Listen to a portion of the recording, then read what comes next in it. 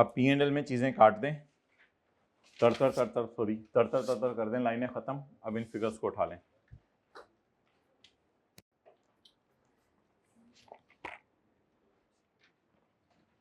Working 4 भी मिटा दें, खुला करके जरा वर्किंग 5 की तैयारी कर लें। अब हमने पहला स्टेप था वर्किंग 6 कर ली, दूसरा स्टेप था बैलेंस शीट बनाना, वो बना ली, तीसरा स्टेप है दो चीजें इकट्ठी चलानी है, consolidated statement of comprehensive income का मुंह, और साथ हमने खोलनी है वर्किंग 5। क्यों खोलनी है जल्दी से बताएं? क्योंकि एस का थोड़ा सा प्रॉफिट साल के एंड पे हमने किसको देने? एनसीआई। जी बोलें। प्लस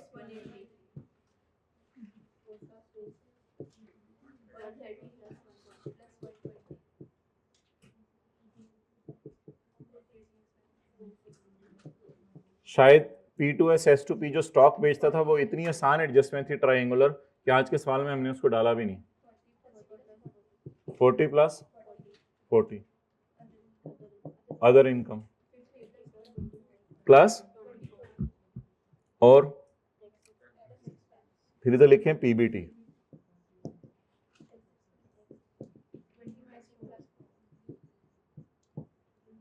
इसको क्लोज कर दिया करें।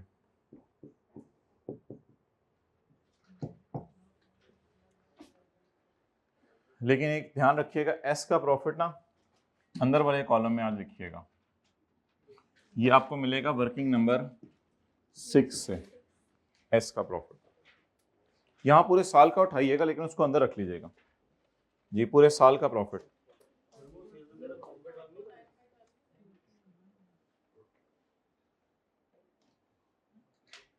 मुझे एस का प्रॉफिट लिख लेने दें, फिर मैंने एक ही दफा छुरी चलानी है सब पे, साथ एस के प्रॉफिट पे भी चलानी है। मैंने पिछले सवाल में भी इसी तरह किया था। नहीं, मैंने पिछले सवाल में इधर एस का प्रॉफिट लिखने के बाद छुरी मंगवाई थी, ब्रैकेट क्लोज कर दिया, इनटू मैं नहीं करूंगा नहीं जगह मेरे को, तुसी क्यों टेंशन ले अच्छा ऑनलाइन। अच्छा अब एस का प्रॉफिट बताएं। 40, एस का प्रॉफिट बताएं 40। अब चलाएं छुरी। 3/12 नहीं, आज एक बात सुने, 3/12 हमने दे दिए पुरानों को, प्री आ रही पुरानों को, वो खरीदा है, और कंसोलिडेट क्या करना है? 9/12 जरब 9/12 जरब 9/12 जरब 9/12 जरब 9/12 जरब 9/12 जरब 9/12। इधर भी जरा याद से किया करना है। अच्छा ये 40 क्या है? ये 40 ये है 180 माइनस 120 माइनस 40 जमा 24 माइनस 4 इज इक्वल टू 40। तो मैंने कहा ये 40 इधर भी रख लिए मैंने, और वो 40 उधर भी रख लिए। चलें एडजस्टमेंट्स करना शुरू करें।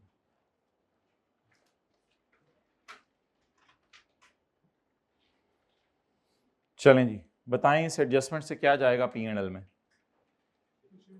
कुछ भी नहीं, तो इन्वेस्टमेंट अकाउंट में चला गया, और कैश और शेयर कैपिटल, ये तो बैलेंस शीट टाइप आइटम्स हैं। चलें दूसरी एडजस्टमेंट, ये तो एनसीए फेयर वैल्यू उधर जानी होती है वर्किंग 4 में, ये वर्किंग 4 वाली एनसीए है। अच्छा जी, इस हमने कल हाइलाइटर पकड़ा था, और हाइलाइटर पकड़ के ना इसको हाईलाइट किया था ऐसे, सिर्फ ये जाने, बोलें एसेट बढ़ने से डेप्शंस बढ़ जाती हैं।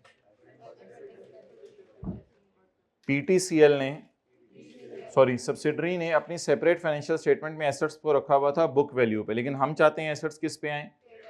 फेयर वैल्यू पे। तो इसलिए उसने सेपरेट फाइनेंशियल स्टेटमेंट में बुक वैल्यू को डेप्रिशिएट किया हुआ था। मैं चाहता हूं क्या डेप्रिशिएट हो? Fair value. तो बुक वैल्यू को वो डेप्रिशिएट कर चुका है, सरप्लस को मैं डेप्रिशिएट कर देता हूं। तो सरप्लस की डेप्रिसिएशन P&L के मुंह पे डालते हुए कोई सोच लिया करें, सोचना जरूरी नहीं है, सर्कुलर P&L पे मुंह पे डालते हुए सोच लिया करें कि सब्सिडरी की अपनी डेप्रिसिएशन कॉस्ट मॉडल वाली पड़ी हुई है, इसमें कॉस्ट मॉडल वाली इसमें पड़ी हुई है, सरप्लस वाली मैं डाल रहा हूं +3। लेकिन एक बात याद रखिएगा, ये देखना होता है ये एडजस्टमेंट एसआरई टाइप है या सीआरई टाइप है। तो बोलें एडमिन एक्सपेंसेस या अमोर्टाइजेशन बढ़ने से एस के प्रॉफिट कम हो जाएंगे। एस के प्रॉफिट क्या हो जाएंगे? आप कहेंगे सर आप खर्चे बढ़ा के एस के प्रॉफिट कम कर तो रहे हैं। मैंने आपको अभी बताया ये 40 मैंने इधर भी उठा लिए, 40 मैंने उधर भी उठा लिए, 40 को दोनों जगह सेट करेंगे इंशाल्लाह, वो परेशान ना हो। तो बोलें डेप्रिसिएशन बढ़ गई, डेप्रिसिएशन बढ़ने से क्या होगा? एस के प्रॉफिट कम हो जाएंगे। तो ये कल वाला जो पेज था P&L वाला पेज, वहां पे भी ये बात हमने की थी। तो रिकॉर्ड करें अमोर्टाइजेशन कितनी? 3। तो छोटा सा हाईलाइट करना है, हाईलाइट भी कर लें और साथ छोटा सा ये भी लिख लें, हिट वर्किंग 5। जो भी चीज एसआरई में जाएगी, एसआरई टाइप चीजें कहां जाएंगी? एस प्रॉफिट में।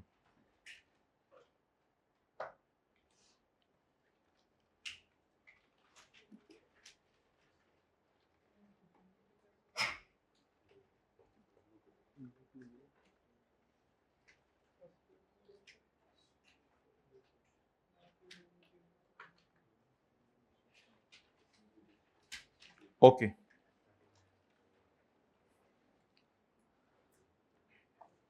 अगली एडजस्टमेंट।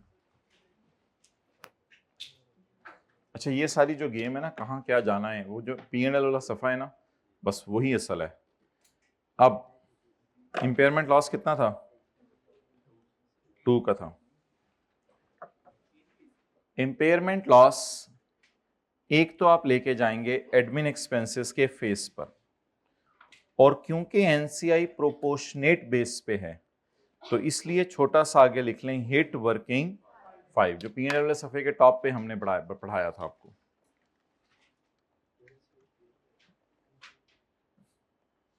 नहीं देखा होगा घर जाके ये।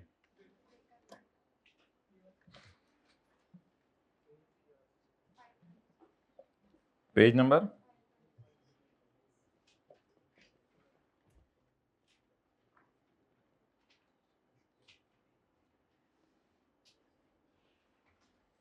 पेज 5, इसकी फोटोकॉपियां करवा लें 2-4, रास्ते में जाते जाते पढ़ लिया करें। पेज 526 जी बोलें।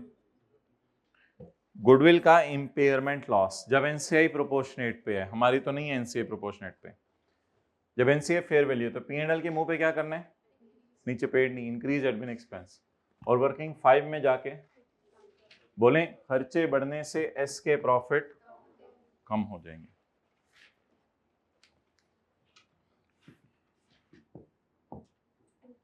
होमवर्क के सवाल में क्यों नहीं यहां डाला था आप लोगों ने इंपेयरमेंट को? क्योंकि एनसीआई किसके ऊपर थी? प्रोपोर्शनेट, और ये अभी किसके ऊपर है?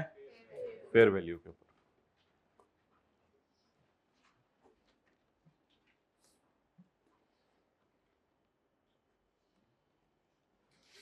The incomes and expenses of BL may be assumed to have accrued evenly during the year. Oh sorry, ये एडजस्टमेंट आप लोगों को मुझे पहले करवानी चाहिए थी ना, 0.4। खैर है कोई नहीं, चलें जी। हाँ बोलो। एडमिन में नहीं गया? नहीं लेके गया मैं तो लेके जाए ना, लेके जाए ना भाई, यही तो बताया आपको। इंपेयरमेंट लॉस को क्या कर एडमिन में लेके जाना है और एस के प्रॉफिट को कम करना है। तो एडमिन में लेके जाएं, कितना है? 2।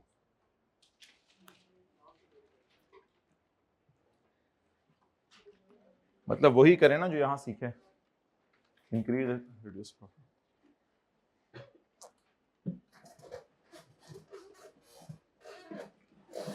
ओके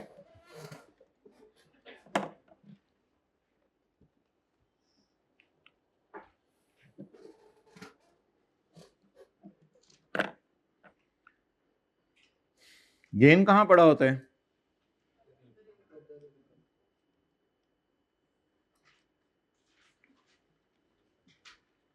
अदर इनकम को उल्टाएं,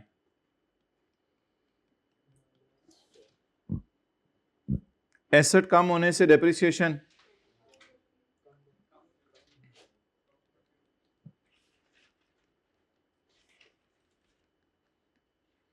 एसेट का नाम इक्विपमेंट। इक्विपमेंट की डिप्रिसिएशन को, वैसे प्लांट हो ना तो प्लांट के डिप्रिसिएशन को लेके जाते हैं कॉस्ट ऑफ सेल में। अभी अगर उसने इक्विपमेंट लिखा है तो सेफ एंड पे हम इसको एडमिन में डाल सकते हैं, कोई मसला नहीं है। लेकिन इक्विपमेंट वैसे प्लांट टाइप की चीज है, लेकिन प्लांट लिखा हो तो फिर हम इसको डाल दिया करेंगे इसकी डेप्शन को कॉस्ट ऑफ सेल में। फिलहाल इसको एडमिन में जाने दें। डेप्शन एक्सपेंस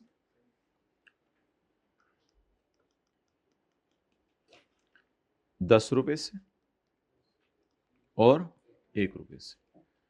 अब आपके जहनों में सवाल आ रहा होगा, ये क्या नया काम शुरू कर दिए, ये तो हमें कल तक नहीं बताया था। बिल्कुल नहीं बताया था, मुझे पता है, बिल्कुल नहीं बताया था ये काम। तो ये काम कल तक नहीं बताया था। सरसद जो मैसेज करें, तो ये काम कल तक नहीं बताया था तो कोई मसला नहीं, पहले नोट करें आप।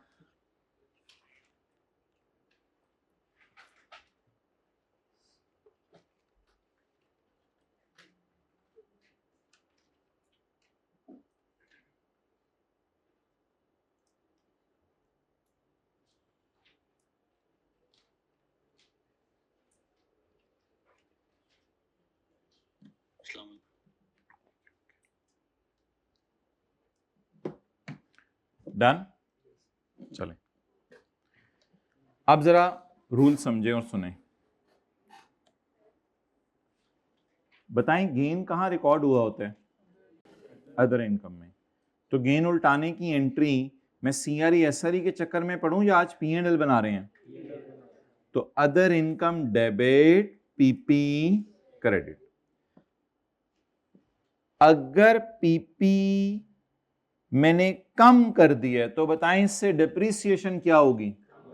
कम होगी। अच्छा, आप बोलें किसने बेचा? एस ने। किसने प्रॉफिट रिकॉर्ड किया? मैंने उनको ओके कर दिया। किसने प्रॉफिट रिकॉर्ड किया? वो मैसेज नहीं जा रहा। किसने प्रॉफिट रिकॉर्ड किया? एस ने। कौन प्रॉफिट रिवर्स करे? एस। तो छोटा सा लिख लें इधर, हिट वर्किंग 5। कैसे? रिड्यूस प्रॉफिट बाय 9, 9, 9 नेट करके किया करना है, बाय 9, यही वाला 9। क्या आ जाऊं? अभी आ जाऊं? ठीक है, ओके, 1 मिनट दे दें बस।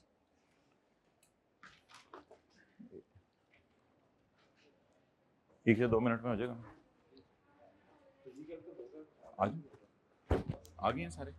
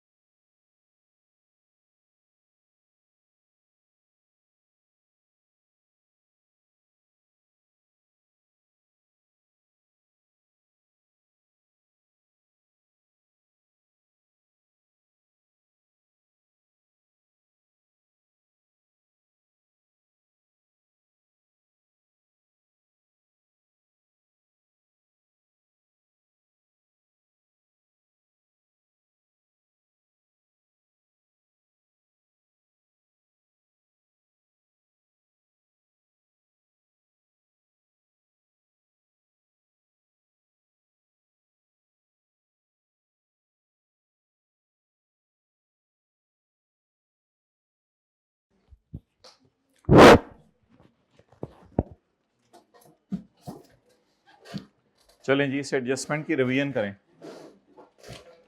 आए पेज पे, पेज नंबर 526। उंगली रखी हुई है पेज 526 पे या पूरा हाथ रखा हुआ है? बॉल पॉइंट चमची रखी हुई है। आज में डियर हम पढ़ते हैं एडजस्टमेंट नंबर 8 और एडजस्टमेंट नंबर 9।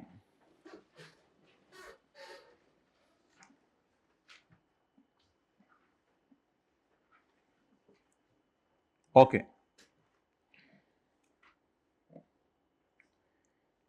इस तरह इसको कर लेना, थोड़ा सा बना लें, जगह जगह बन जाएगी।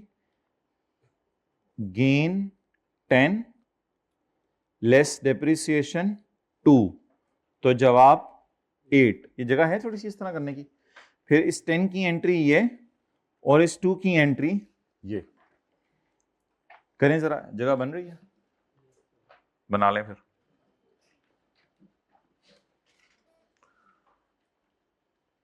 और इस एडजस्टमेंट को भी जरा तसल्ली से रिवाइज करते हैं।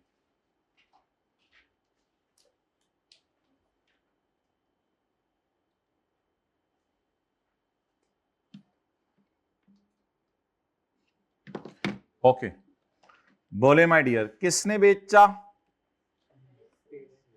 नहीं नहीं नहीं नहीं, मैं आ गया हूं पेज 526 पर। मैं अपने सवाल से बाहर निकल आया हूं, मैं इधर हूं। किसने बेचा? पी ने। किसने गेन रिकॉर्ड किया? पी ने। गेन उल्टाने की entry, gain debit PP credit, और एसेट कम होने से डेप्रीसिएशन, डेप्रिसिएशन कम होने की एंट्री कोई बताए बंदा। पीपी डेबिट, इधर नहीं देखना नेगेटिव साइन लगा हुआ है, इधर देखना एसेट कम होने से डेप्रिसिएशन कम होती है, डेप्रिसिएशन कम होने की ये एंट्री। अब आप लोगों ने पेपर में क्या करना है, अदर इनकम में से 10 माइनस कर देने और एक्सपेंसेस में से 2 माइनस कम हो रहे हैं। देखें जी पेपर में क्या करना है, deduct 10 from and reduce expense by. किसने बेचा? सीआरई टाइप एडजस्टमेंट है। Do not hit working 5। ये एक छोटा सा सफ़ा है, इस पे इंशाल्लाह आप मेहनत करेंगे एक आधा दिन तो ये आपको पक्का हो जाना है। आगे चलें, लॉजिक बेस्ड है ना, वैसे भी रट्टे कौन से मारने हैं। आगे थोड़ा सा करते हैं S2P में। S2P में जरा गेन लिखें 20 और डेप्रिसिएशन लिखें 3, और फिर 20 की ये एंट्री और 3 की ये एंट्री 17। ओके, किसने बेचा? एस ने। गेन उल्टाएं, gain debit PP credit. PP कम होने से डेप्रिसिएशन, डेप्रिसिएशन कम होने की एंट्री।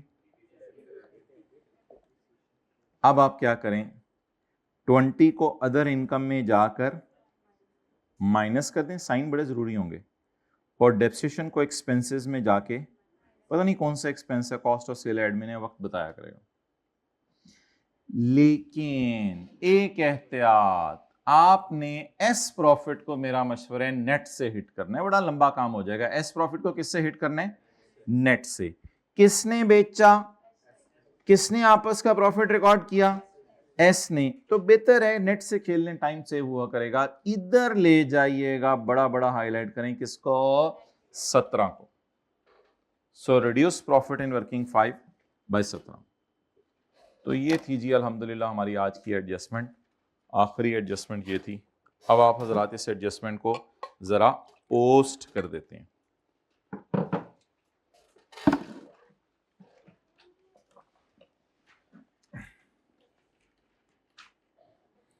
जी अच्छा, एक बात याद रखिएगा, इधर देखें, S2P हो या P2S हो, ये दो एंट्रीज हमेशा होनी है। गेन उल्टाने की एंट्री बताएं, other income debit PP credit, asset कम होने से डेप्रिसिएशन, डेप्रिसिएशन कम होने की एंट्री। ये एंट्रीज हमेशा होनी है, ये एंट्रीज हमेशा होनी है। पहले ये एंट्रीज करते हैं, अदर इनकम डेबिट और एडमिन एक्सपेंस कम, अदर इनकम डेबिट करें, माइनस 10,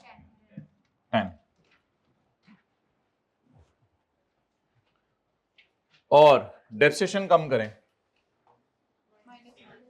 -1। इधर आके मैं कम कर रहा हूं, एडमिन एक्सपेंस -1। तो वो एडजस्टमेंट जो बैलेंस शीट में हम नेट करके किया करते थे, P&L के सवालों में नेट कर नहीं करेंगे, बल्कि P&L के सवालों में अलग अलग पोस्ट करेंगे 10 को और अलग अलग पोस्ट करेंगे 1 को। लेकिन हिट वर्किंग 5 में आपको मैंने इजाजत दे दी है। कितना गेन आया? 10 का।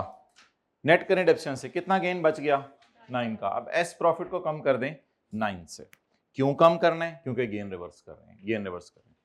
तो इस तरह भी सोच लें, अदर इनकम कम हो रही है, डेप्शन कम हो रही है, तो नेट 9 से प्रॉफिट कम होने हैं। तो ये ले जाएं इस प्रॉफिट में 9 गेन रिवर्सल। लेकिन गेन नेट ऑफ डेप्रिसिएशन है, आपको पता है, नेट गेन की रिवर्सल। चलें जी टोटल्स करते हैं। अब ये सारा रिवाइज होना है, इतना इतना इतना रिवाइज होने आपकी सोच है, इतना रिवाइज होने आपकी सोच है। जी बोलें। हाँ आप चाहते हैं वर्किंग 5 को पहले पूरा कर लें, लेकिन पैट निकाल लें फिर वर्किंग 5 देख लेंगे। अच्छा भाई एक ना आदत डालें, जगह है थोड़ी सी, अदर इनकम में आगे लिख लें प्लस नेगेटिव गुडविल। बोले बोले प्लस नेगेटिव गुडविल। फॉर्मेट बना रहे हैं या आज के सवाल में भी है? फॉर्मेट बना रहे हैं। आज के सवाल में तो नेगेटिव गुडविल नहीं है, लेकिन अगर होती तो, और अगर किसी को डर है कि मैं घर जाके परेशान हो जाऊंगा, ये सवाल में तो थी नहीं, सर ने क्यों लिखवाई, तो वो ना लिखे, बस इधर से देख ले प्लस नेगेटिव गुडविल। ये याद करने वाली चीजें हैं बार बार बार बार, क्योंकि ये भूल जाया करेंगी। और एक चीज और थी जो मैंने आपको कल बताई थी, वो तो इतनी आने वाले दिनों में, उसकी अभी से मेंटली प्रिपेयर हो जाएं। अगर पेरेंट ने सब्सिडरी का डिविडेंड रिकॉर्ड कर लिया हुआ है तो पागल इतनी छोटी नजर नहीं होनी चाहिए। डिविडेंड को फेंको यहां से, तुम तो उसका पूरा P&L कंसोलिडेट कर रहे हो। तो एक और चीज यहां से माइनस किया करेंगे अदर इनकम में से। बोलें अगर PS का डिविडेंड का अपना हिस्सा अदर इनकम में डाल तो उसको अदर इनकम से निकाल दिया करेंगे। बहरहाल बार बार बोलें plus negative goodwill minus P's share of S dividend, minus P's share of S dividend. फिलहाल छोड़ें।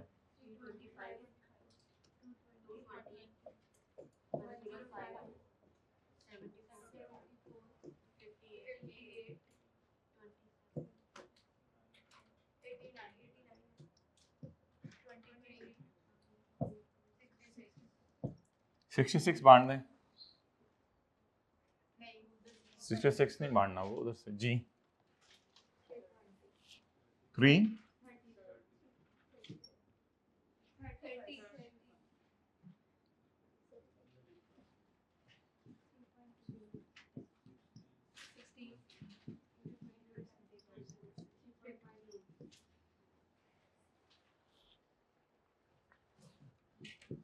PAT available to attributable to NCI।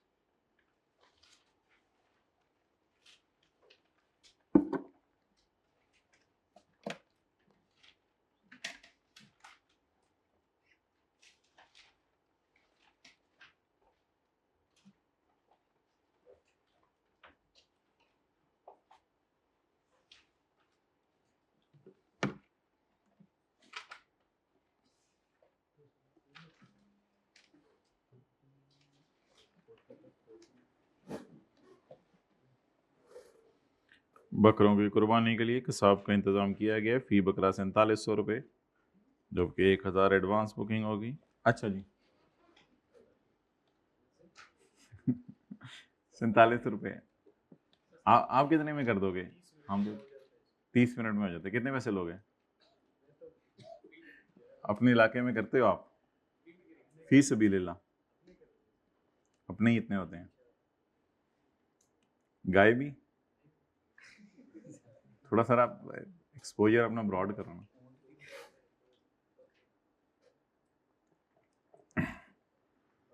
Okay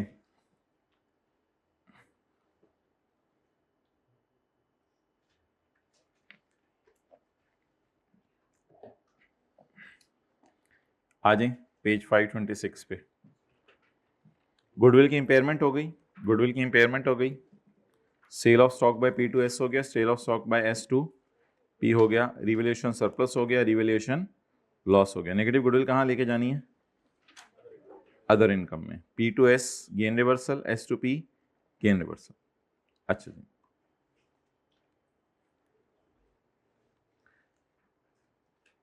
ये मैं आप जो आपको अगली एडजस्टमेंट्स करवाने लगा ना, ये सारी की सारी इट विल नेवर हिट बोलें वर्किंग, ये वर्किंग 5 में कभी नहीं जाएंगी। बताएं जी लॉयर फीस या कंसल्टेंट फीस जो आया करती थी, इसकी आपको याद है हम जनरल एंट्री क्या किया करते थे? Admin expense debit cash credit, और आपको याद है फिर इसको ब्रैकेट में करके सीआरई में लेके जाते थे। तो इज इट सीआरई टाइप चीज और एसआरई टाइप चीज? सीआरई टाइप चीज। तो याद है कंसल्टेंसी चार्जेस 40 और 10 मिलियन के पता नहीं किसी सवाल में आए थे, तो उनको हम एडमिन एक्सपेंसेस में ले गए थे, लेकिन अभी तक P&L के किसी सवाल में नहीं आए, वो इंशाल्लाह आएंगे। अच्छा ये दो एडजस्टमेंट्स हैं, एक एडजस्टमेंट है बैलेंस शीट के एंगल से और एक एडजस्टमेंट है P&L के एंगल से। ये दोनों एडजस्टमेंट सर आज आप समझें, बड़ी आसान सी एडजस्टमेंट्स हैं। सेपरेट फाइनेंशियल स्टेटमेंट्स के अंदर, सेपरेट फाइनेंशियल स्टेटमेंट्स के अंदर PS अदर इनकम में इंटरेस्ट इनकम आ रही है और फाइनेंस कॉस्ट में इंटरेस्ट एक्सपेंस आ रहा है, 12 और 12। ये क्या बन गया माय डियर हमारा? P&L। ये क्या बन गया हमारा? P&L। आना जरा इधर। अच्छा और सेपरेट फाइनेंशियल स्टेटमेंट का लफ्ज ऊपर लिखा हुआ है, बैलेंस शीट में करंट एसेट्स में अभी तक पेरेंट ने 3 रुपए का रिसीव नहीं किया, बाकी कितने का रिसीव हो गया? 9। टोटल कितने? 12। और करंट लाइबिलिटीज में इसकी कितना नजर आ रहा है? 12। क्यों? नहीं क्या क्या हो गया आप लोगों को? और भाई उसने 9 रुपए इंटरेस्ट मिल गया, इसने मैंने कहा पे कर दिया, इन ट्रांजिट तो मैंने डाला ही नहीं, इसने पे कर दिया। तो बताएं इंटरेस्ट था कितना? इंटरेस्ट था कितना? 12। Interest expense debit 12, cash credit 9 और पेएबल क्रेडिट 3। उसने कहा 3 मैं नहीं दे सकता। पेरेंट ने कहा चलो कोई बात नहीं। पेरेंट ने कहा कैश डेबिट 9 और बोले ना इंटरेस्ट इनकम क्रेडिट 12 और रिसीवेबल डेबिट 3। आप बताएं एक की किताबों में क्या नजर आ रहा है और दूसरे की किताबों में? आपने पता नहीं क्यों आप लोगों में मुझे बोल रहे थे कि इधर मैंने 3 लिखे तो उधर मैं क्या लिखूं। तो आप बता दें इस डेटे के अंदर कोई कंफ्यूजन है तो सवाल पूछें। पेरेंट ने सब्सिडरी को लोन दिया 100 रुपया, लोन तो मैंने नहीं दिखाया, बैलेंस शीट में लोन भी कैंसिल होना है। पेरेंट ने सब्सिडरी को लोन दिया 100 रुपया, सब्सिडरी को कहा 12% इंटरेस्ट है, तो सब्सिडरी ने कहा ये मेरा खर्चा, उसने कहा ये मेरी खुशी। खर्चा और खुशी ये कहां चले गए? सेपरेट फाइनेंशियल में बन गई। पेरेंट ने फोन किया इंटरेस्ट दे दे मुझे, उसने कहा 9 रुपए भेज रहा हूं। तो पेरेंट बैलेंस की डेट पे कह रहा है 3 रुपए दे दे ना, उसने कहा दे दूंगा। सब्सिडी ने कहा हाँ 3 रुपए दे दूंगा। तो अब बताएं बात समझ आ गई? आप बताएं इन एडजस्टमेंट्स को हमने कैसे लेके जाना है सवालों के अंदर, इन एडजस्टमेंट्स को हमने कैसे लेके जाना है सवालों के अंदर। बताएं माय डियर, इन एडजस्टमेंट को कैसे लेके जाना है सवालों के अंदर। ये एडजस्टमेंट है, इसको मैं कंसोलिडेटेड बैलेंस शीट में कैसे लेके जाऊंगा। कंसोलिडेटेड बैलेंस शीट में जो करंट एसेट्स और करंट लायबिलिटीज आ रहे होंगे उसमें पड़ा है ना, पड़ा है आपस का रिसीवेबल, तो मैं एक में से माइनस कर दूंगा 3। मैंने इसके सारे करंट एसेट्स करंट लायबिलिटीज दिखाए हैं या सिर्फ एक करंट एसेट करंट लायबिलिटी दिखाया है? एक। इसके तो बहुत सारे होंगे ना, तो पेरेंट के करंट एसेट और सब्सिडरी के करंट एसेट, पेरेंट की करंट लायबिलिटीज, और अब कंसोलिडेशन की एडजस्टमेंट करें -3 लेकिन जब मैं सवाल आ गया पेपर में अगर consolidated statement of comprehensive income का, तो फिर आप लोगों ने क्या करना है, फिर आप लोगों ने सेल, खर्चे, अदर इनकम, फाइनेंस कॉस्ट, इधर मैंने अदर इनकम और फाइनेंस कॉस्ट दोनों की दिखाई है सारी सारी, या उसमें से कुछ एक आधी चीज दिखाई है, सिर्फ कुछ एक आधी चीज दिखाई है। तो अब अदर इनकम पेरेंट की होगी और सब, फाइनेंस कॉस्ट पेरेंट की होगी और सब सब्सिडरी की। इधर से कोई बताए माइनस कितना करेंगे? 12 भाई P&L में 12 पड़ा हुआ है ना। P&L में सेल परचेज कैंसिल होती थी और बैलेंस शीट में डेटर क्रेडिटर कैंसिल होते थे, तो P&L में interest income interest expense cancel होगा और बैलेंस शीट में रिसीवेबल और पेएबल कैंसिल होगा। बोले व्हाट इज माय खर्चा for the year, what is his income for the year, please cancel it. ये आपस की हैं पूरी 12, but what is still receivable, what is still payable. In transit तो मैंने कोई पंगा डाला ही नहीं कि उसने भेज दिया उसको नहीं मिला, वो भी डाल सकता था मैं, तो रिसीवेबल पेएबल। अच्छा, एक आने वाले दिनों में लाइन आएगी, P books are reconciled with S with P showing a receivable of 3। reconciled का मतलब होता है कि ये भी यही कह रहा है 3 और ये भी यही कह रहा है 3। एक फिक्रा आने वाले दिनों में, अभी लिखे ना, ये फिक्रा डेटर्स क्रेडिटर में आया करेगा, इंटरेस्ट वाली एडजस्टमेंट में नहीं आया करेगा, डेटर क्रेडिटर में फिक्रा आया करेगा। P books show a receivable of, however at the same time S books are reconciled with the P books with P books showing a receivable of 3। तो अभी तो अल्लाह का शुक्र है बैलेंसेस रिकंसाइल हो रहे हैं। तो मेरी सारी बहस का मकसद ये था कि ये दोनों एडजस्टमेंट्स आप लोगों ने अल्लाह का शुक्र है की हुई हैं ऑलरेडी, लेकिन वो क्या की थी, एक की सेल में से माइनस कर दो और एक की परचेज में से माइनस कर दो। और दूसरा काम हमने क्या किया था, अगर उस सेल में से कोई डेटर क्रेडिटर पड़े रह जाते थे, होता था ना, मुझे याद है सवालों में बड़ी बड़ी फिगर पड़ी होती थी सेल की, 100 मिलियन 200 मिलियन, और आपस के डेटर पड़े होते थे 10 मिलियन 12 मिलियन। क्यों ऐसा क्यों होता है? सेल 100 मिलियन 200 मिलियन पड़ी होती है, डेटर कैश आ जाता है ना साल के बीच में। तो बताएं, पहले तो बताएं कि अगर सवाल में कभी जिंदगी में ऐसा सवाल आ जाए कि 12 का 12 ही करंट एसेट करंट लायबिलिटीज में हो, तो कोई मसला नहीं, तो फिर इधर भी कितना कितना कैंसिल कर देंगे, इधर भी 12 और इधर भी 12। अगर पेपर में कभी ऐसा सवाल आ जाए, देखें इधर, पेरेंट ने सब्सिडरी को लोन दिया इस दिन, सब्सिडरी कहती है जाने दो यार, इंटरेस्ट ले लेना 70 मिलियन का अगले साल। अब पेरेंट ने सब्सिडरी को लोन दिया 700 मिलियन का, सब्सिडरी ने कहा 70 मिलियन इंटरेस्ट ले लेना अगले साल, लेकिन लोन तो इस्तेमाल कर लिए। आप बोले इंटरेस्ट इनकम में कितना गया 70, इंटरेस्ट एक्सपेंस में कितना गया 70, करंट अगले साल मिलने, करंट एसेट्स में कितना गया, करंट लायबिलिटीज में कितना गया। अब चारों जगह कितना कितना माइनस करेंगे, 70 माइनस करेंगे। चलें एक अगली और खूबसूरत मिसाल देता हूं जिससे हमारी बात ही हमेशा के लिए खत्म हो जाएगी। पेरेंट ने कहा मुझे इंटरेस्ट दो 30 मिलियन, सब्सिडी ने कहा ये लो इंटरेस्ट। पेरेंट ने कहा मुझे 6 महीने बाद इंटरेस्ट दिया करो, सब्सिडरी ने कहा ये लो। 30 मिलियन का इंटरेस्ट इस दिन दे दिया, सब्सिडरी ने पे कर दिया, और 30 मिलियन का इस दिन पे कर दिया।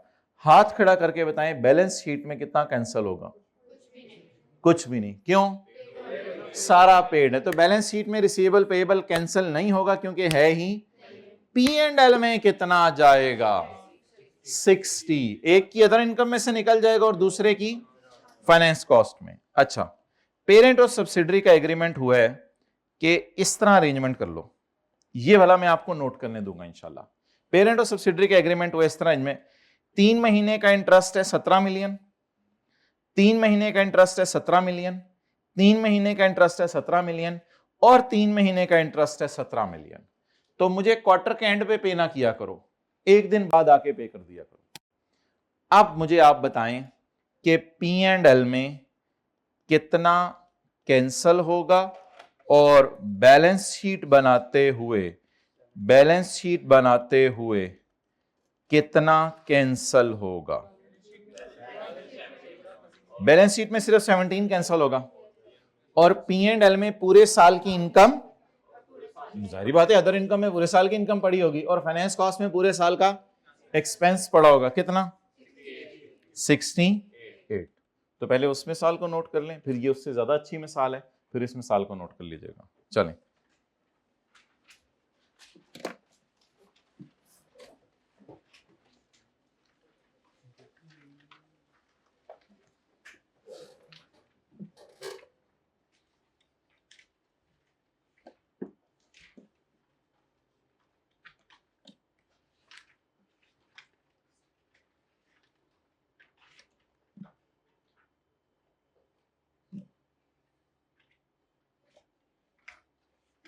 ऊपर हेडिंग क्या दें?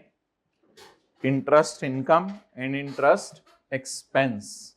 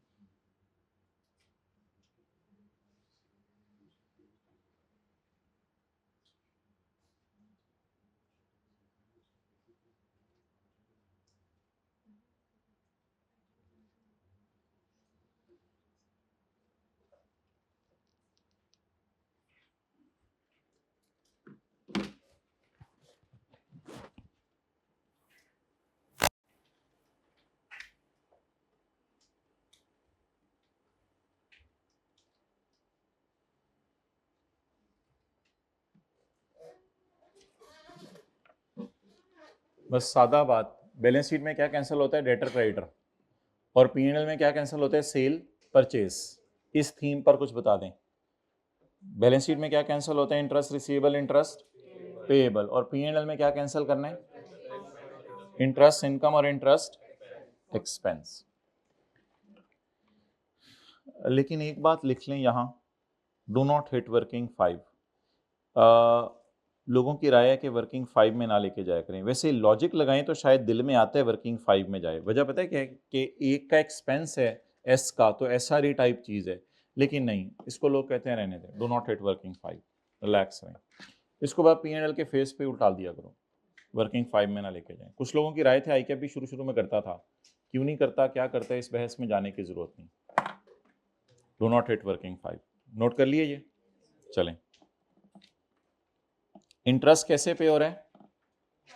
क्वार्टरली। लेकिन क्वार्टर के एंड पे अगर पे हो रहा होता तो नहीं, कुछ नहीं करना था, नहीं तो बैलेंस शीट में फिर कुछ नहीं करना था। लेकिन अभी बैलेंस शीट में भी 17 कैंसिल करना पड़ेगा।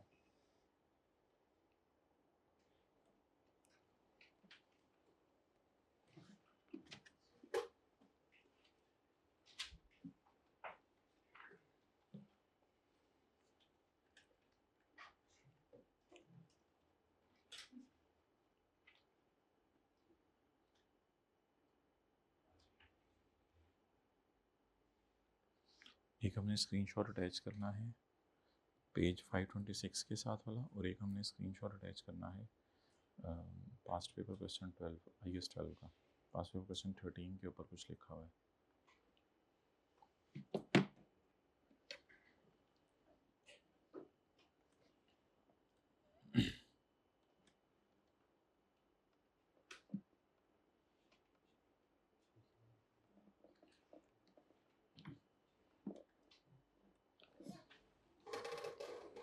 ओके ये ना इधर मुझे याद रखिएगा, आप लोग भी जरा याद रखें आप लोगों ने कहाँ नोट किया है, ये आप लोगों ने कहाँ नोट किया है,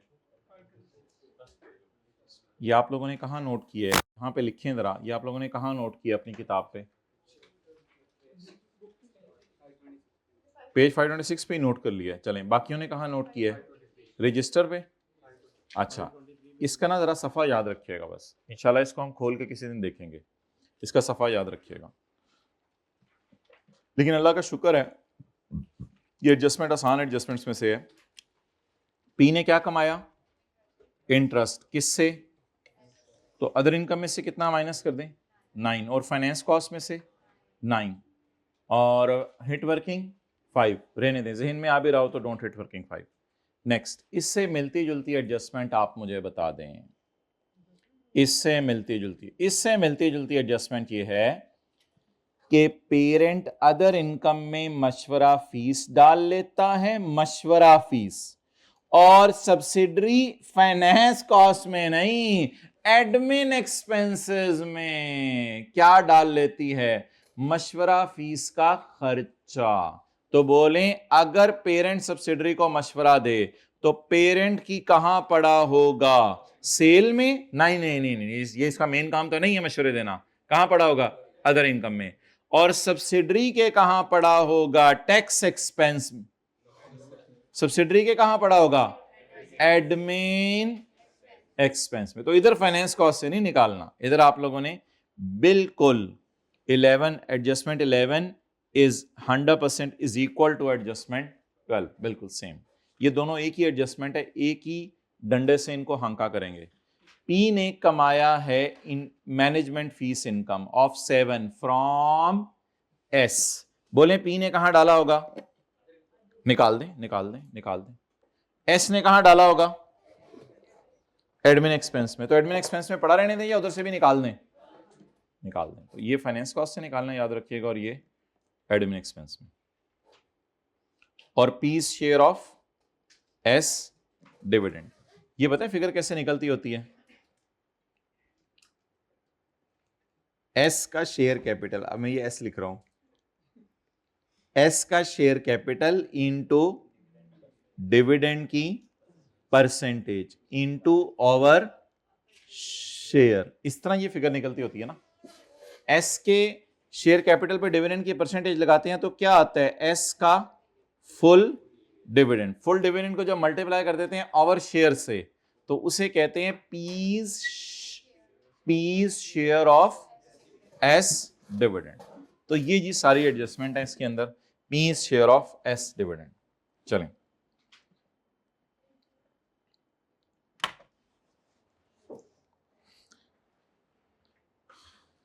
आप लोगों ने जो टेस्ट के अंदर सलूक किया था वो बहुत गैर मुनासिब सलूक था, बिल्कुल आपको ऐसा नहीं करना चाहिए था। टेस्ट के अंदर हमने एथिक्स का वो वाला पास पेपर डाला था जो आपको अभी वो कैटेगरी हमने करवाई नहीं थी। वो कौन सी कैटेगरी थी, वो कैटेगरी थी एम्प्लॉय अपनी ज़ात के लिए कॉन्फिडेंशियल इंफॉर्मेशन यूज़ कर रहा है। बॉस एम्प्लॉय को कोई गलत काम करने को नहीं कह रहा, बल्कि एम्प्लॉय अपनी ज़ात के लिए कॉन्फिडेंशियल इंफॉर्मेशन यूज कर रहा है, या अपने रिश्तेदारों के लिए या अपने दोस्तों के लिए कॉन्फिडेंशियल इंफॉर्मेशन यूज कर रहा है। इसमें एक दो बच्चों का मैंने देखा है जिन्होंने कॉन्फिडेंशियलिटी लिखा है, वो जरा हाथ खड़ा करके आए। 1 2 3 4 5 लोगों ने कॉन्फिडेंस, बाकियों ने इंशाल्लाह वही फिट कराए हैं इंटेग्रिटी, और वो ऐसे फिट कराए हैं, और जो साथ लॉजिक्स दिए हैं वो तो माशाल्लाह। तो ये जी नई चीज़ है, टेस्ट के अंदर हमने डाली थी लेकिन ऑब्वियसली क्लास में डिस्कस नहीं हुई थी, तो हमने देखना ये था कि कौन कौन सा बच्चा ज़रा कॉन्फिडेंशियलिटी की तरफ उसका जहन जाता है। अच्छा, पेपर के अंदर आप 3 किस्म के सिनेरियो आ रहे हैं। वो सिनेरियो सारे मैं आपको पेज पे अभी दिखाता हूँ।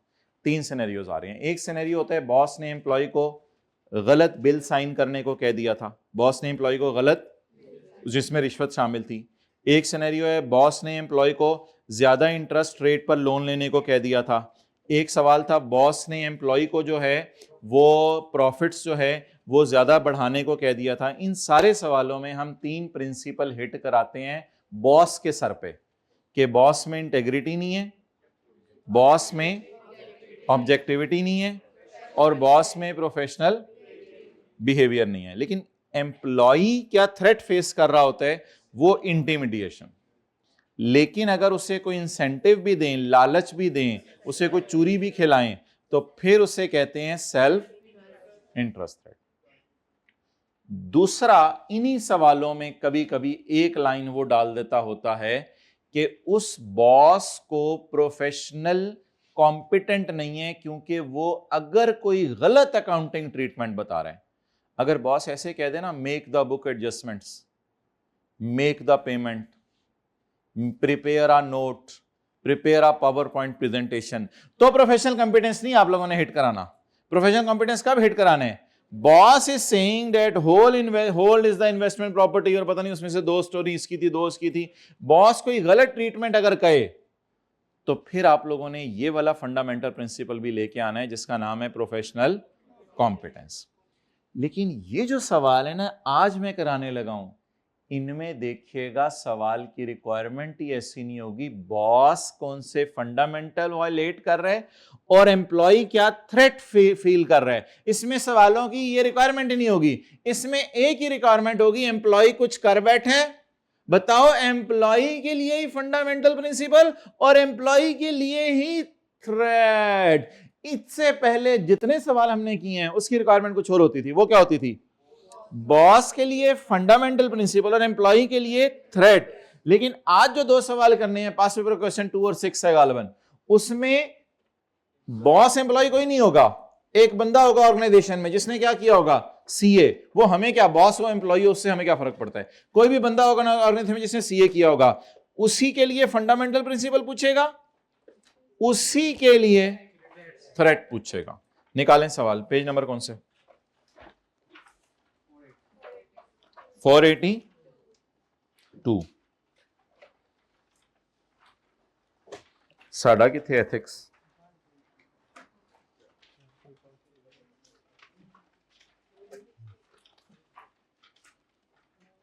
पास पेपर क्वेश्चन 6 और 2 है मेरे ख्याल से जी, 6 और 2। 6 की रिक्वायरमेंट पढ़ें, पेज 484। ये टेस्ट वाला सवाल है, टिश्यू पेपर मंगवाएं। Briefly explain how Zia is in breach of fundamental principle. Also explain the potential threats may be involved in this situation. तो ना कोई बॉस का जिक्र है ना कोई एम्प्लॉय का जिक्र है। पूरी ऑर्गेनाइजेशन में एक बंदा है जिसने सीए कर लिया हुआ है, उसी के लिए सवाल है, उसी के लिए फंडामेंटल प्रिंसिपल है और बोले उसी के लिए थ्रेट है। और उन सवालों में क्या होता था? उन सवालों में क्या होता था? Identify the category of threat to fundamental principles and deal that may be created in above situation and discuss the safeguards available to CFO. चलें। Zia is a chartered accountant and works as financial controller in Unique Engineering Limited. Unique को समझ लें आप PTCL. Works in PTCL. PTCL is currently considering the acquisition of Ufone. PTCL सोच रहे मैं Ufone को खरीद लूं। जिया भी गया जब सऊदी किंग से मुलाकात थी उस दिन। जिया उस टीम का पार्ट बन के गया जिस दिन काले रंग के कपड़े डायरेक्टर्स ने पहने हुए थे और सफेद चोगा पहन के आया हुआ था सऊदी किंग। अभी ये नेगोशिएशन चल रही है with the management of TSL।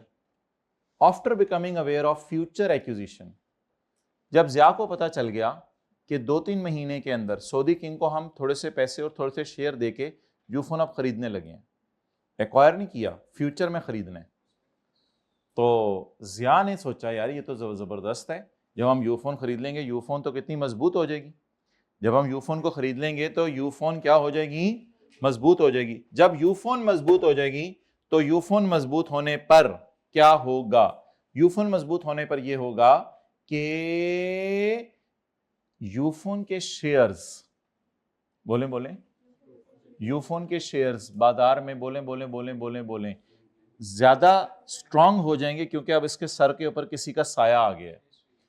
तो इसी को कहते हैं कॉन्फिडेंशियल डेटे को अपनी जात के लिए इस्तेमाल करना। थोड़ा सा उसने एहतियात का दर्जा किया है कि पकड़ा ना जाए, शेयर किसके नाम के खरीदें, बीवी और बेटे, लेकिन बीवी और बेटा भी तो इसका ही है ना। तो इस वजह से क्या हिट हो रहा है, कॉन्फिडेंशियलिटी। प्रोफेशनल कॉम्पिटेंस नहीं, प्रोफेशनल बिहेवियर भी लिख के आना है। प्रोफेशनल बिहेवियर में ना इसमें एक नई लाइन लिख के आया करनी है। वो लाइन जरा देखिएगा क्या है भाई। ये रोज पेटल तो उनको मना किया था, कोई और मंगवाया करो ना उन्हें को। अच्छा, अब हमने इसके अंदर एक और लाइन लिख के आनी है। वो लाइन कौन सी है, वो लाइन जरा मैं आपको बताता हूं। किधर है समरी इसकी, नजर आ रही है कहीं? ये कौन सा है? प्रोफेशनल बिहेवियर में ये लाइन लिख के आया करनी है, comply with the relevant laws and regulations. Pakistan में कुछ कानून है जो मना करते हैं इनसाइड इंफॉर्मेशन को आप लीक नहीं कर सकते। तो आपने ये भी लिख के आया करने कि मुल्क का कानून तोड़े। ये जरूर लिखाइएगा कि he is doing an action which discredit the profession, ये लिख के आइएगा। लेकिन ये बात भी आज के बाद लिख के आया करनी है जब कॉन्फिडेंशियलिटी हिट हो कि वो पाकिस्तान के कानून भी तोड़ रहा है। ये बार बार आई कैप लिख के आता है, ये वाले अल्फाज, पाकिस्तान के कानून भी तोड़ा है। बाकी इस लाइन में और इन लाइनों में मुझे कोई फर्क नहीं लगता, ये दोनों सॉर्ट ऑफ सेम ही बातें हैं। असल तो वो पहला वाला डब्बा है और ये तीसरा वाला डब्बा है। ये नोट्स तो भूल गए हैं ना, कहाँ पढ़े थे, किन नोट्स के साथ अटैच किए थे। कल शायद उसने सारे नोट्स भेजे भी हैं टीएनए ग्रुप के अंदर, कल परसों उसमें होंगे ये। अच्छा चलें जी, लिखें।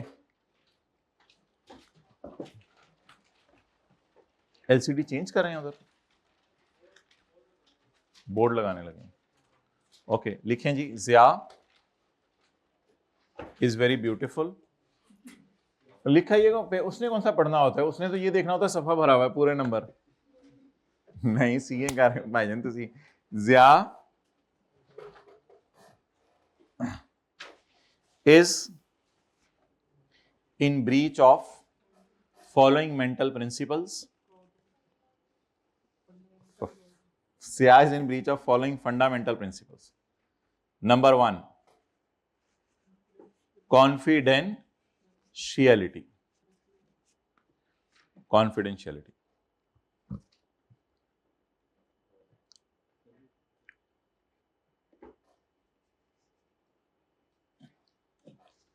ये लाइन पहले लिखाइएगा ना पेपर में, CA shall ensure the confidential acquired in the course of business और प्रोफेशनल रिलेशन। ये दो लाइनें, ये दो लाइनें पेपर में भी छोड़ा ही दो लाइनों के बाद लिखना शुरू कीजिएगा पेपर में। आप लोगों ने तो ये भी लिखना है, दो लाइनें छोड़ के फिर नीचे लिखना है एज डिस्कस्ड अबव। तो जिया इज इन ब्री लिखें आप, he is in breach of principle of confidentiality. He is in breach of principle of confidentiality because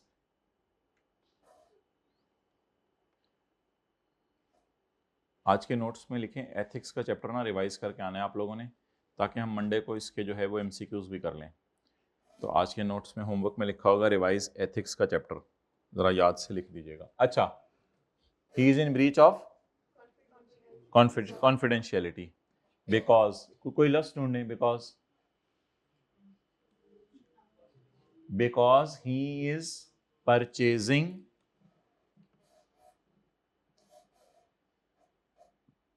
the shares,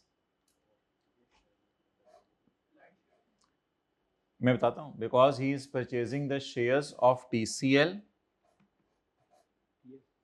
TSL, because he is purchasing the shares of TSL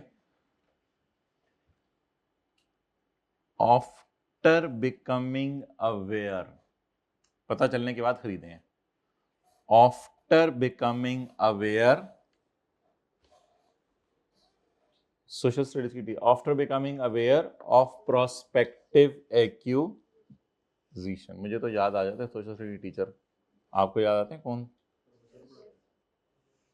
हाँ, तो teacher से मुराद madam तो नहीं होता हमेशा। After becoming aware of, लेकिन खैर है, चलो मेजॉरिटी कहते हैं madam. After becoming aware of prospective accusation.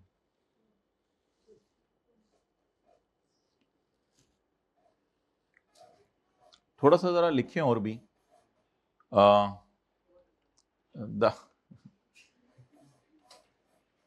The confidential information acquired in course of professional relation should not be used. The confidential information acquired in course of professional relation, यहाँ से the confidential information, इधर देखें इस डब्बा, acquired in professional relation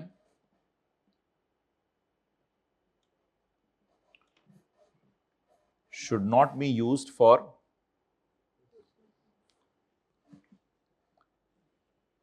benefit of himself or relatives. Should not be used for benefit of himself or relatives.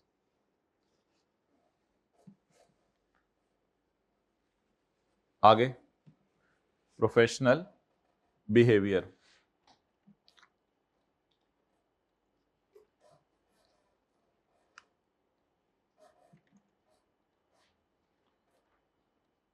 ये जरा सारा लिखें आज।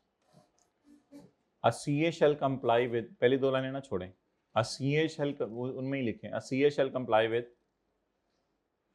relevant laws and regulations, और नीचे आए, and avoid any act that discredit the profession.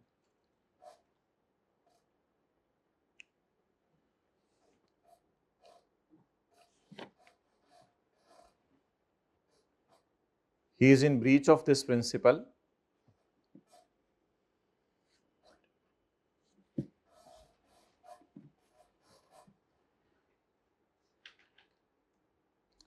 because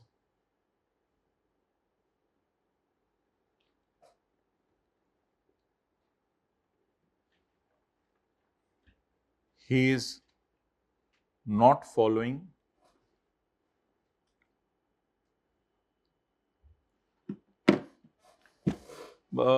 इसमें क्या हुस्ने लीकिंग इनसाइड इंफॉर्मेशन क्या लफ्ज़ इस्तेमाल करना चाहिए? ही इज इन, कौन से लॉज हैं? ये कौन सा सवाल है? Question number 6। Behaviour in manner considering avoid any disturbance since CFO asked, question number 6। Ziyad breach the principle of confidentiality arising confidential for personal since the information is not public. अच्छा, Ziyad shall complete the relevant laws and behave in a manner considering the responsibility and the spirit of person. It is a non-compliance of laws and regulations. बस यही लिख दिया उसने, क्यों कौन से laws and regulations Pakistan के तोड़े हैं ये नहीं लिखा। बस ठीक है, फिर जाने दें ऐसे ही। जी बोलें, कहाँ तक लिखे हमने? He is not following the laws and regulations and he is not for laws and regulations, लिख लें आगे, वजह लिख लें, he is not following laws and regulations and using the confidential information for personal benefit, and using the confidential information for personal benefit, and it is also an act which discredits the profession.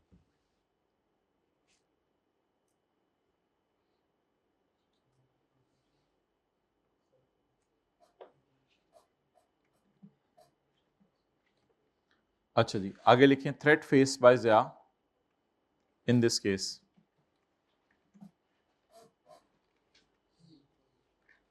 Self-interest.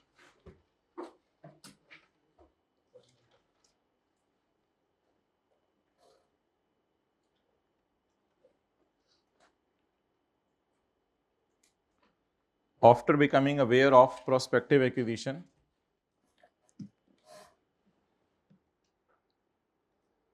after becoming aware of prospective acquisition,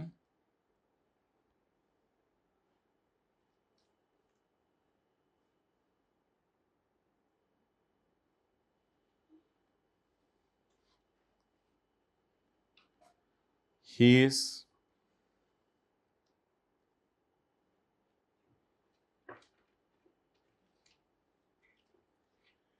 purchasing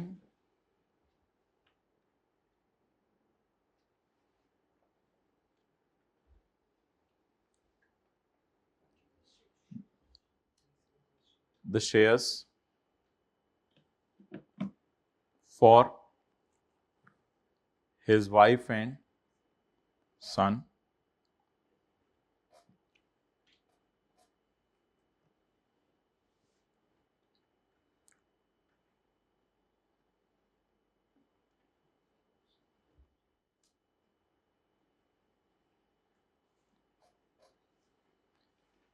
because of self-interest.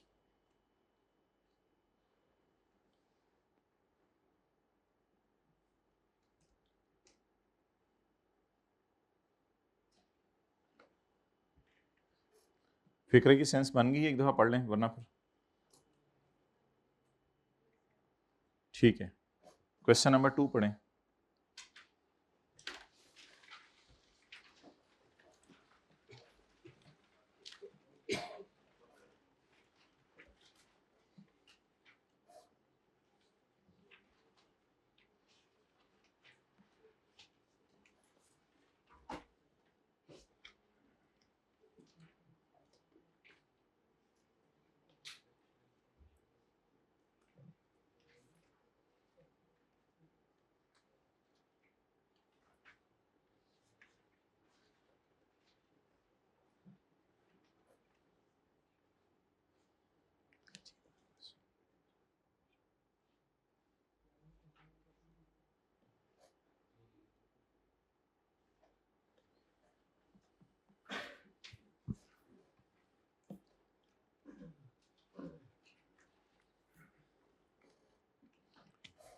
चलें जी। Bakir AC is working as finance manager at Kiwi limited, a listed company, and reports to Shahid FCA, who is CFO.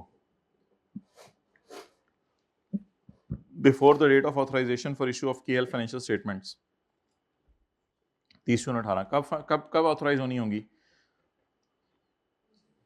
सितंबर अक्टूबर में जाके authorise होनी होंगी। तो उसके authorise होने से पहले ही, यानी अभी फाइनेंशियल स्टेटमेंट्स ऑथराइज नहीं हुई थी, जब ऑथराइज होंगी तभी तो लोगों को पैट पता चलेगा ना।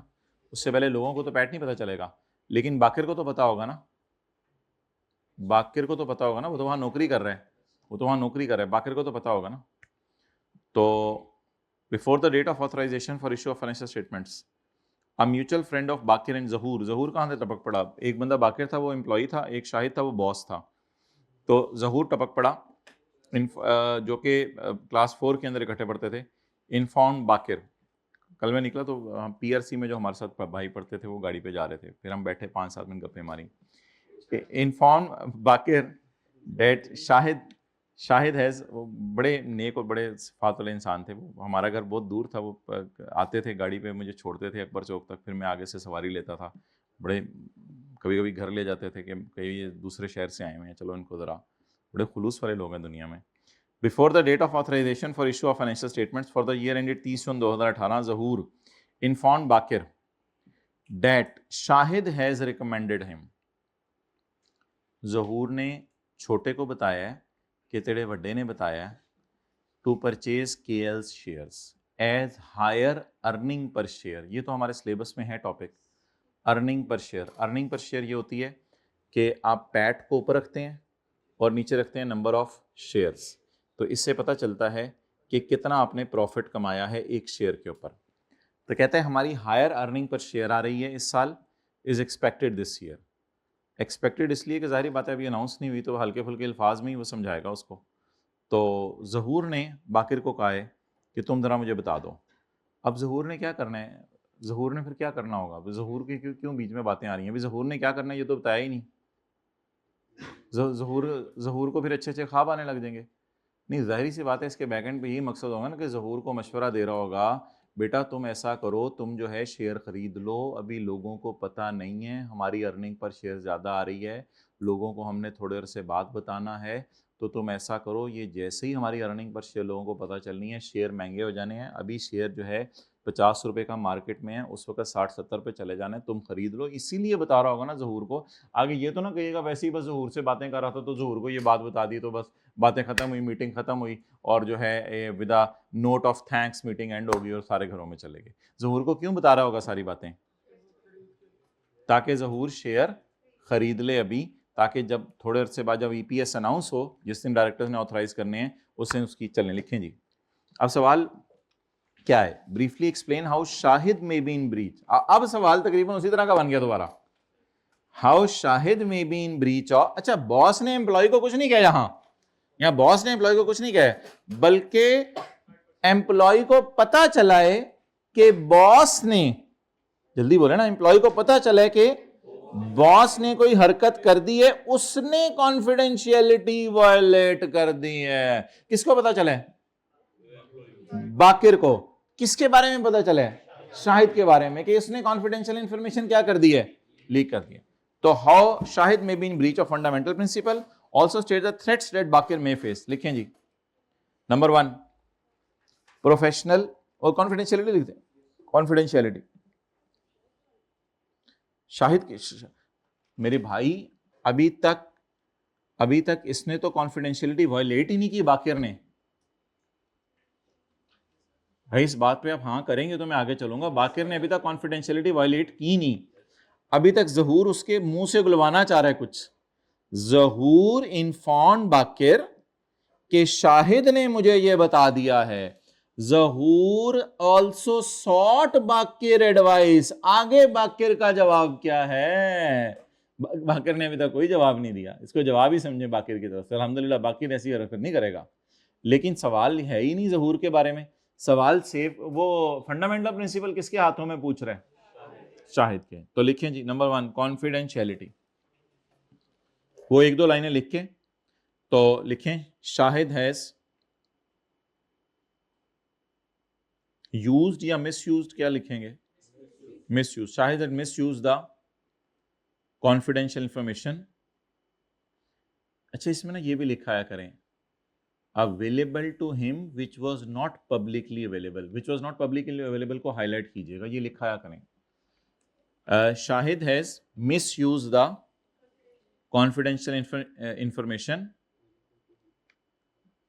Shahid has misuse the confidential information. आगे लिखें which was not available to public. Confidential होती वो है वैसे, ये आपको बता दूं। Which was not available to public, इसको हाईलाइट कर लें। So he has breached this principle.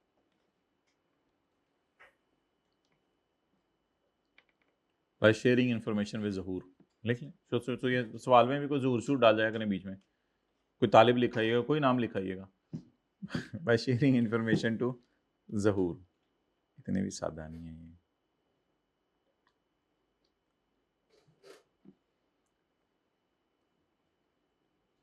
अब लिखें 2 लाइनें छोड़ के प्रोफेशनल बिहेवियर में, disclosing confidential information is a non-compliance of laws and regulations. Disclosing confidential information is a non-compliance of laws and regulations. ये जो लॉज एंड रेगुलेशंस है ना, ये बने हुए हैं for inside information. Laws and regulations, ये लिखना है तो लिख लें, laws and regulations for inside information. अच्छा, further it is an act. It is an act के ब्रैकेट में लिखें एक्ट क्या है? Disclosing details to Zahoor. Action भी तो बताएं। Further it is an act, act के साथ ब्रैकेट में डिस्क्लोजिंग इंफॉर्मेशन टू ज़हूर। अब ब्रैकेट बंद, that discredits the profession.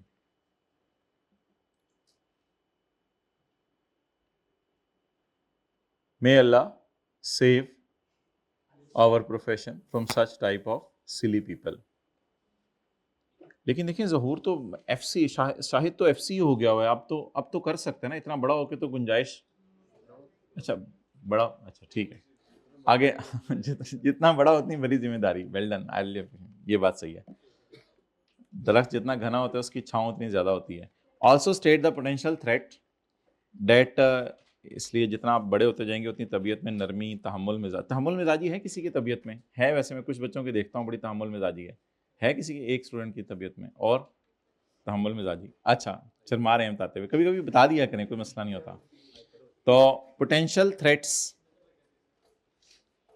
Threats faced by Baqir, potential threats faced by Baqir. Intimidation threat तो यहां लिखे ना, क्योंकि अगर ये बोला ना दफ्तर में, कभी कहीं भी किसी भी मीटिंग हो रही थी और इसने कान में डायरेक्टर के ये भी कह दिया, सर वो शाहिद साहब जो बैठे हो ना कुर्सी के उस साइड पे, सर उन्होंने ना अपने दोस्त को बता दिया, तो ये इंटिमिडेशन थ्रेट तो है, इस वजह से तो वो बोल नहीं पाएगा, कहीं भी नहीं बोल पाएगा कि साहब, अब वो चाहता भी हो लोगों को बताना कि ये हो गया है, लेकिन वो नहीं कर पाएगा।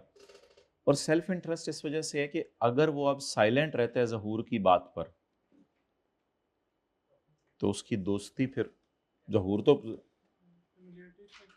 फेमिलियरिटी थ्रेट कब लगना है ये मैंने आपको कहा था, मैं आपको बताऊंगा, ये मंडे को चले, आप मुझे याद करा दीजिएगा, मंडे ट्यूसडे को डिस्कस कर लेंगे फेमिलियरिटी थ्रेट कब लगना है। तो मुझे ये बताएं कि अब आपका दोस्त बार बार आपसे पूछ रहा है, बताना, उसने तो बता दिया, शायद ने बता दे, मतलब बता दे ईपीएस कितनी आ रही है, मैं पूछ, मतलब ऐसे ही जरा आप तो बता दें। दोस्त था आपको, जो है वो कॉलेज लाता जाता था, आपको खाने खिलाता था, आपके होमवर्क करवाता था, भाई बहुत बड़ा सेल्फ इंटरेस्ट होगा ये तो। आप लोग क्या करेंगे? नहीं बताएंगे, माशाल्लाह। चलें लिखें।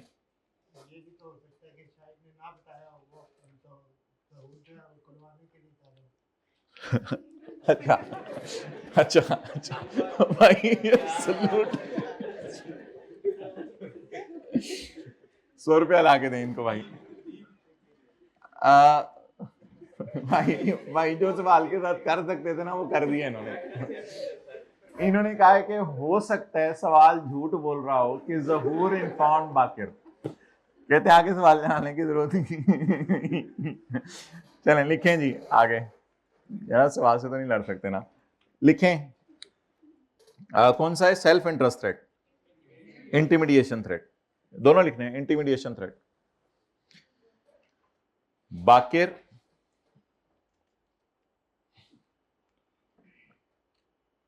is not in a position to raise objection. Bakir is not in a position to raise objection on the act of Shahid. Shahid साहब लिखें, बॉस है ना, on the act of Shahid साहब, SP, हाँ, because his job may be at stake. वैसे बॉसों के हाथ में नहीं होती जॉबें। अच्छा चलें next, self interest threat.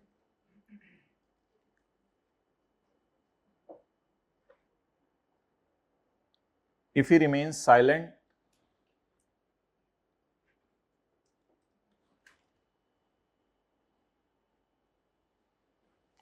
on advice sought by Zahoor, मशवरा मांग रहे, मशवरे तो देने होते हैं। on advice sought by Zahoor,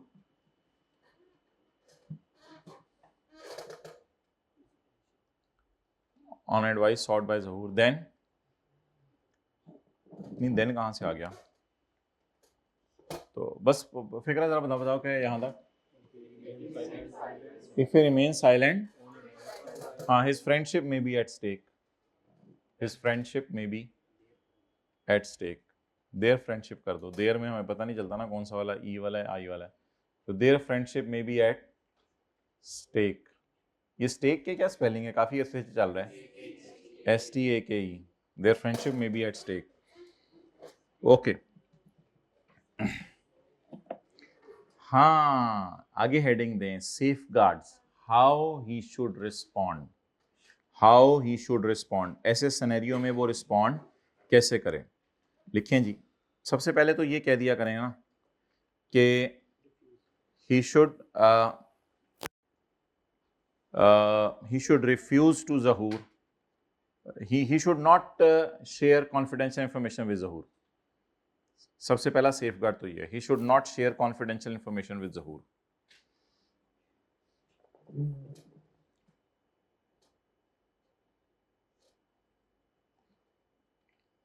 और अगला क्या होता था? He should discuss with seniors, फिर उसके बाद प्रोफेशनल्स, आई कैप, फिर उसके बाद लीगल एडवाइस। रिजाइन तक ना लेके जाइएगा, इतना भी खतरनाक। हाँ भाई कह रहे हैं खतरा ये है कि वो किसी को बता नहीं सकता, ये खतरा अपनी जगह है। और फिर नीचे कह रहे हैं बचने में आपने कह दिया कि बता दें। तो मेरे भाई इसके अंदर क्या ऐसी बात है कि अगर खतरा है तो फिर भी मैंने बताना तो है ना। सेफगार्ड में तो अब मैं यही सेफगार्ड लिख के आ सकूंगा ना, बताना है और कैसे है, और तो कोई हल्ला मैं कर नहीं सकता ना। और क्या है अब, ठीक है। तो मतलब भाई की कोई हरकत मुझे पता चल गई, भाई के बैग से सिगरेट निकल आई, उसके दोस्त ने डाली हुई थी। अब खतरा ये है कि भाई जो है वो मुझे जो है वो बायोलॉजी की कॉपी बना के देता था, अब वो मुझे बायोलॉजी की कॉपी बना के नहीं देगा। और सेफगार्ड के अम्मी अब्बू को बताना पड़ेगा। दोनों बातें अलग अलग हैं, तो अम्मी अब्बू को तो बताना पड़ेगा। हाँ जी, आप पूछें, आप क्या पूछ रहे थे?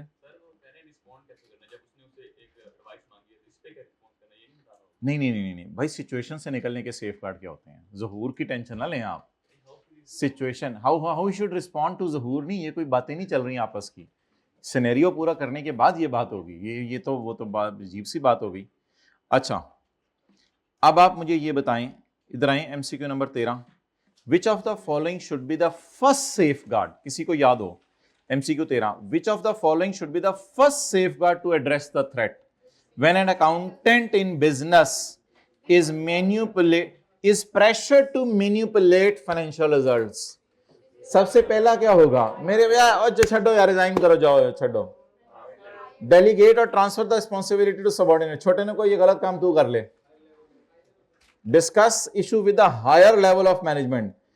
अच्छा ये वैसे डी वहां बनेगा। Ignore the pressure and do not make any change. लंबी तान के सो जाओ, पेपर है, लंबी तान के सो जाओ, ठीक है, कोई नहीं। आगे हमने आईएएस क्या कहते हैं वो सस्टेनेबिलिटी भी पढ़ना है, फाइनल अकाउंट्स भी पढ़ना है, और आगे आने वाले दिनों में हमने जो है वो और टॉपिक भी पढ़ने हैं। खैर है, ignore the pressure and do not, ये तो आप लोगों के लिए बनी है option D, ignore the pressure and relax.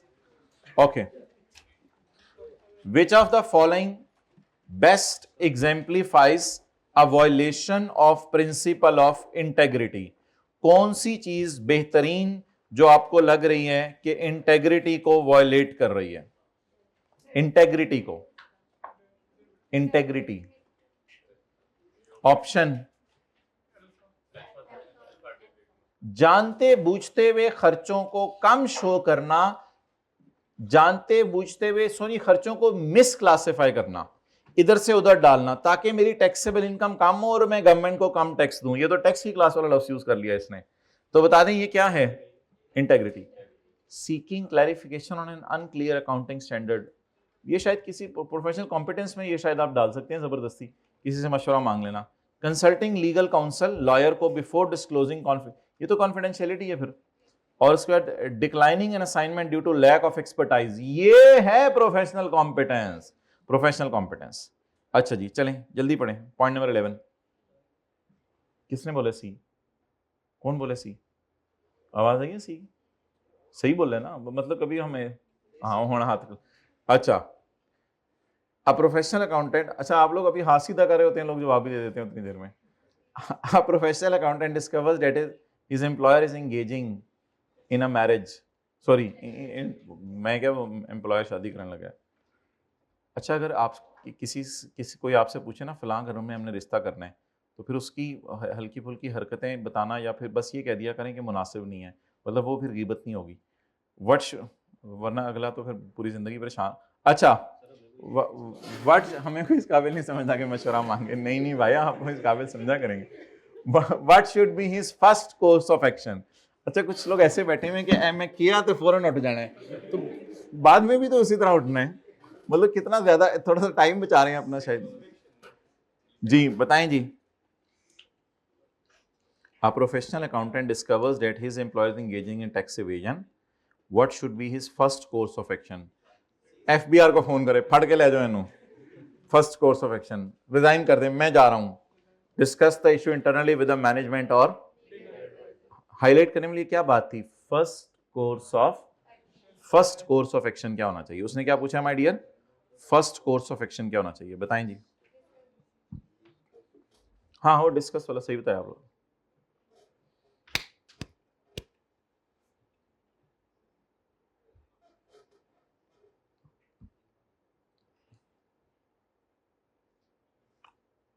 खोलो मुंह, ठीक है सही, मतलब बोला करें तो कॉन्फिडेंस से बोला करें, वो बूंगी माने तो राजू की मारो। Under ICAP code of ethics, which of the following refers to professional competence? Carry out assignment by acting diligently, carefully on a timely base. ये आप लोग प्रोफेशनल कॉम्पिटेंस में पढ़ लीजिएगा, एक्ट डिलीजेंटली वाले अल्फाज लिखे हुए हैं। अच्छा, मैं वो वाले MCQs आपको करवा रहा हूँ जिसके लिए आपको थ्योरी पढ़े उन्हें रिवाइज होना जरूरी नहीं है। वो वाले मैं करवा ही नहीं रहा जिनके लिए थ्योरी, उसके लिए तो मैंने आपको क्या रिवाइज करके आइएगा। एक्ट ऑनेस्टली, ये इंटेग्रिटी था, आप घर जाके रिवाइज कीजिएगा। एक्ट ऑनेस्टली इंटेग्रिटी वाले में लिखा हुआ था, ये स्ट्रेट फॉरवर्ड एंड ऑनेस्ट। असल में ऑनेस्टी प्रोफेशनल कॉम्पिटेंस का पार्ट तो नहीं है, ऑनेस्टी तो इंटेग्रिटी में जाएगा। Take reasonable steps to ensure that assistance and advice sought on any matter pertaining to client is not disclosed. ये तो कॉन्फिडेंट, कहते हैं स्टेप्स लो ताकि इंफॉर्मेशन आगे किसी तक ना जाए, ये कौन सा था? कॉन्फिडेंशियलिटी। कैरी आउट असाइनमेंट किया करो विदाउट बायस, बायस तो न्यूट्रलिटी में था, ठीक है जाएं। होमवर्क तो वो अगला सवाल है ना कंसोलिडेशन का।